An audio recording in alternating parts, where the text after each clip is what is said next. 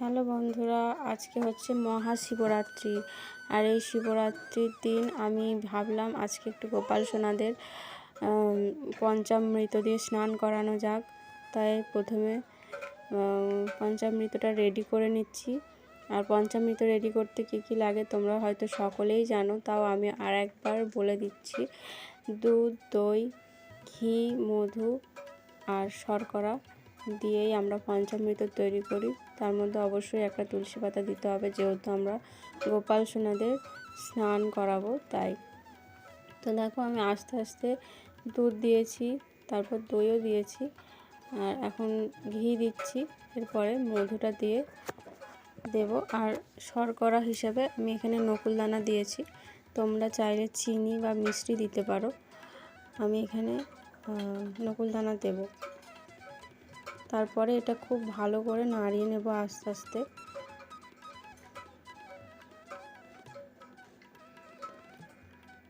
আর আমার গোপাল সোনারা এবারে অনেক দিন পর পঞ্চামৃত দিয়ে স্নান করছে, তাই একটু বেশি খুশি হয়েছে ভোলে বাবা।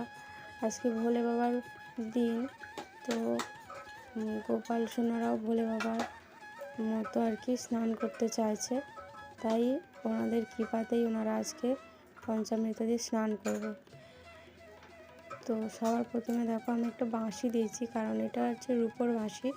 আর এই বাঁশিটাকেও আমি পঞ্চামৃত দিয়ে স্নান করিয়ে নেব। আমি যখন গোপাল সোনাদের স্নান করাই, তোমরা দেখবে যে আমি এই যে রূপোর বাঁশিটা, সেটাকেও আমি স্নান করিয়ে নিই, কারণ এটাও শুদ্ধ হয়ে থাকে। এমনিতে রূপোর জিনিস শুদ্ধ হয়, তবুও আর একবার করে স্নান করিয়ে নেওয়া বা ধুয়ে নেওয়া, এটা শুদ্ধতা ভালো লাগে, শুদ্ধ হয়ে থাকে। তো দেখো আজকে মনে হচ্ছে গোপাল সোনাদের মুখগুলো খুব হাসি হাসি, কারণ ওরা আজকে পঞ্চামৃত দিয়ে স্নান করবে। আর আমি একটু পঞ্চামৃতের মধ্যে একটু কর্পূর দিয়ে দিয়েছি, কারণ কর্পূর দিলে যে কোনো বিশুদ্ধ জিনিস আর একটু শুদ্ধ হয়ে যায় জিনিসটা। তো এখন আমি গোপাল সোনাদের গায়ে একটু মালিশ করব, তার জন্য ঘি আর মধু দিয়ে দিচ্ছি, তারপরে মালিশটা করব। আর বন্ধুরা, মধু বা ঘি তোমরা সরাসরি মানে গোপাল সোনাদের শিশি থেকে নিয়ে গোপাল সোনাদের গায়ে দেবে না, হাত থেকে নিয়েই দেবে, কারণ যদি কাঁচের শিশি হয় বা যে কোনো শিশি, মধ্য থেকে এটা ঢালতে নেই। তো তাই আমি হাতে নিয়েই আর কি ঘি মধুটা মাখিয়ে নিলাম। এরপরে দেখো আস্তে আস্তে একটু মালিশ করে দেব, আমার গোপাল সোনারা একটু চকচকে করবে। তো এরপরে একটু মালিশ করে দিলাম, এরপরে আমাদের পঞ্চামৃত দিয়ে স্নান করিয়ে দেব।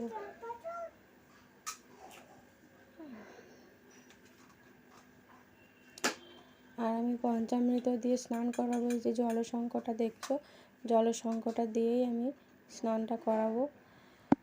শঙ্খ দিয়ে স্নান করালে খুবই শুভ হয়, আর ওনারা খুবই প্রীত হন। তো প্রথমে গোপাল সোনাদের চরণে, তারপরে মাথা থেকে পঞ্চামৃত দিয়ে স্নান করাবো। আর এই যে দেখো আস্তে আস্তে স্নান করিয়ে দিচ্ছি, এবং এই সময় কিন্তু তোমরা হরে কৃষ্ণ মহামন্ত্র বা ওম নমঃ ভগবতে বাসুদেবায়, জয় শ্রীমান নারায়ণ, এই যে কোনো একটি মন্ত্র দিয়ে তোমরা এই অভিষেক করাতে পারো। দেখো মনে হচ্ছে গোপাল সোনারা হাসছে, এবং তোমরা দেখো কতটা সুন্দর লাগছে, খুব সুন্দর লাগছে। আর তোমরা অবশ্যই কিন্তু হরে কৃষ্ণ মহামন্ত্রটা জপ করবে। আমি করছি, তোমরা হয়তো এখানে সেভাবে শুনতে পাবে না, কারণ রেকর্ডিংটা পরে করা হয়েছে।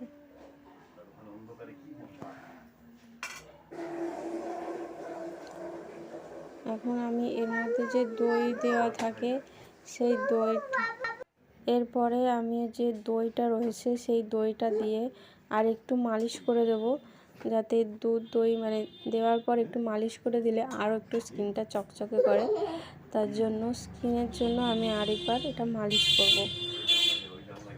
দেখো তোমরা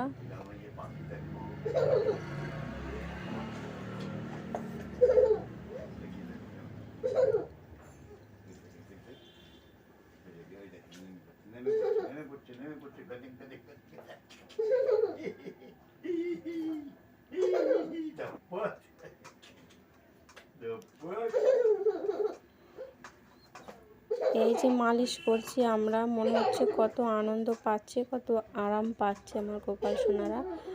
খুব হাসছে, এমনিতে খুবই মুখটা সুন্দর লাগছে।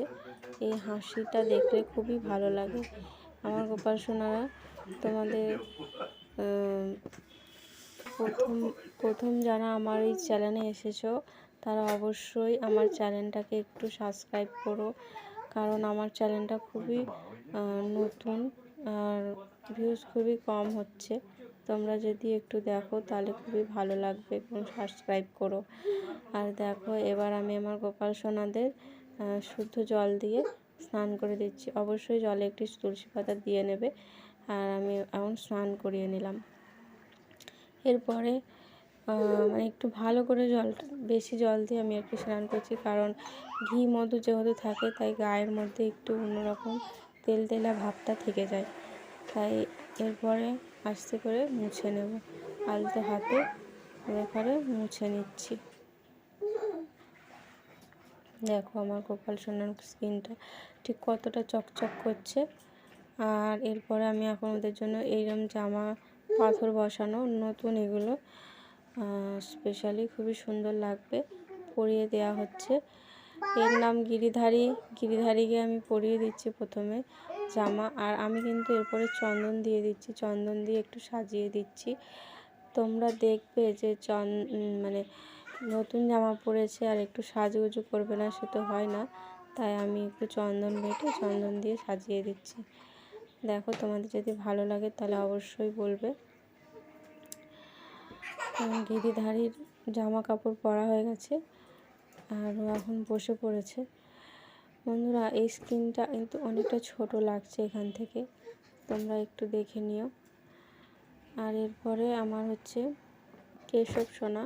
দেখো, ওকেও আমি চন্দন দিয়ে সাজিয়ে দিয়েছি আর জামা পরিয়ে দিয়েছি। দুজনের মধ্যে কার জামাটা বেশি সুন্দর লাগছে তোমরা অবশ্যই কমেন্টে একটু বলো। আর দেখো, আমার 3টে গোপাল সোনাকে ভালো করে বসিয়ে দিয়েছি এবং খাবার ভোগ দিয়ে দিয়েছি, আর ভোগে ফল আর জল দিয়েছি। এরপর আমি আরতি করে নিচ্ছি। তোমরা দেখো আর বলো কিন্তু অবশ্যই বন্ধুরা, আমার চ্যানেলটাকে একটু সাবস্ক্রাইব করো। এরপর আমি শঙ্খ বাজিয়ে নেব।